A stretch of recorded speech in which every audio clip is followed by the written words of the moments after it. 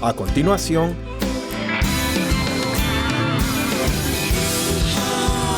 Lección Educativa de Inglés, séptimo grado.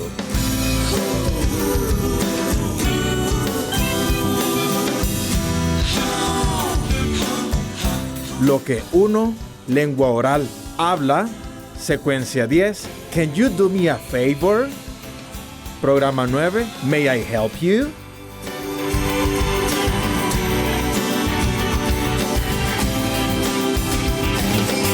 Expectativa de logro. Aprende a identificar los verbos auxiliares modales. Aprende a usar los verbos auxiliares modales. Conoce la pronunciación de los verbos auxiliares modales. En esta lección educativa repasaremos lo que usted ha aprendido en la clase de inglés acerca de los verbos auxiliares modales.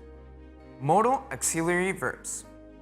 Modal auxiliary verbs such as will, shall, may, might, can, could, must, should, would, need to be used in conjunction with main verbs to express time and mood tones.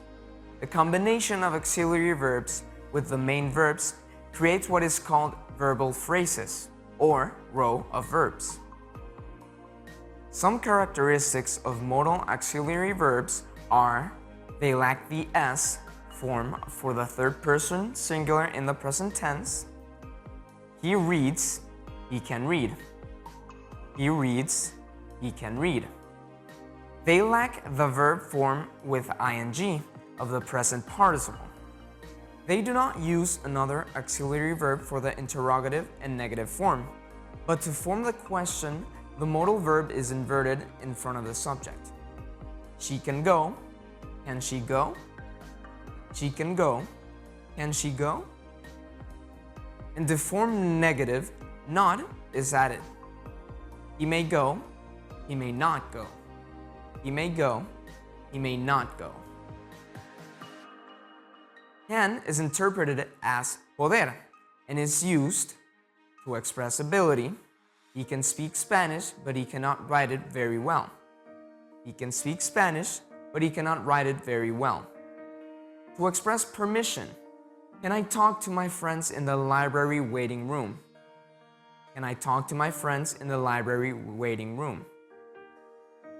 Could is interpreted as podría, or as the past of poder, and is used to express an ability in the past. I could always beat you at tennis when we were kids. I could always beat you at tennis when we were kids. To express permission in the past or in the future. Could I bury my cat in your backyard? Could I bury my cat in your backyard? To express a present possibility, we could always spend the afternoon just sitting around talking. We could always spend the afternoon just sitting around talking. To express possibility or ability in contingent circumstances. If he studied harder, he could pass the course. If he studied harder, he could pass the course. May and might. They are used in the context of granting or requesting permission. Might is the past tense of may. Might is considerably more tentative than may. May indicates that the action is possible but not certain. It is generally preferred to use it to express permission or possibility. It is interpreted as poder. Might is used as an auxiliary to express permission or possibility in the past. Might is considered as a courtesy alternative for may. It is interpreted as podría.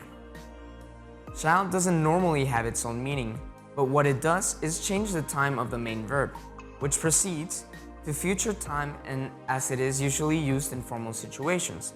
Therefore, it does not accept any contraction, specifically with a negative. Its use is normally restricted to the first person, singular and plural. Should is attributed a meaning of responsibility or obligation. Give advice or express an opinion in a suggestion for the future. Debería. Sometimes, its meaning and its use or application are interrelated with another modal auxiliary verb. Ought to, since they have a similar meaning. Will can be used to express goodwill, but normally it is used to transform the main verb into the future tense. Note that the contraction apostrophe LL is very frequently used for will. Would also could be used to express goodwill.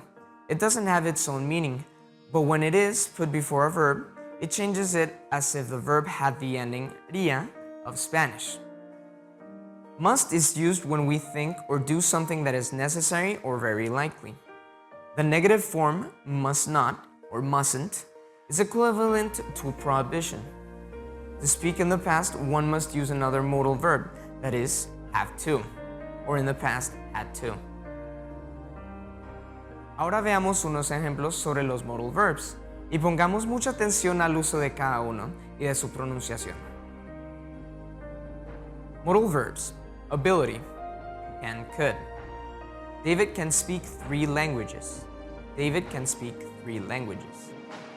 He could speak fluent French when he was 5. He could speak fluent French when he was 5. Permission. Can, could, may. Can I sit on that chair, please? Can I sit on that chair, please? Can I open the window? Can I open the window? May I borrow your dictionary? May I borrow your dictionary? Advice. Should. You should visit your dentist at least twice a year. You should visit your dentist at least twice a year. You should take your medicine. You should take your medicine. Obligation. Must, have to. I must memorize all of these rules about tenses. I must memorize all of these rules about tenses. You have to take off your shoes before you get into the mosque. You have to take off your shoes before you get into the mosque. Possibility. Might, may, could, can. It looks nice, but it might be very expensive. It looks nice, but it might be very expensive. Richard may be coming to see us tomorrow. Richard may be coming to see us tomorrow. Modal verbs. Asking permission. Informal. Can. Can I borrow your pen for a minute? Can I borrow your pen for a minute? Can I speak to John Wilson? Can I speak to John Wilson? Polite. Could. Could I please have a glass of beer? Could I please have a glass of beer?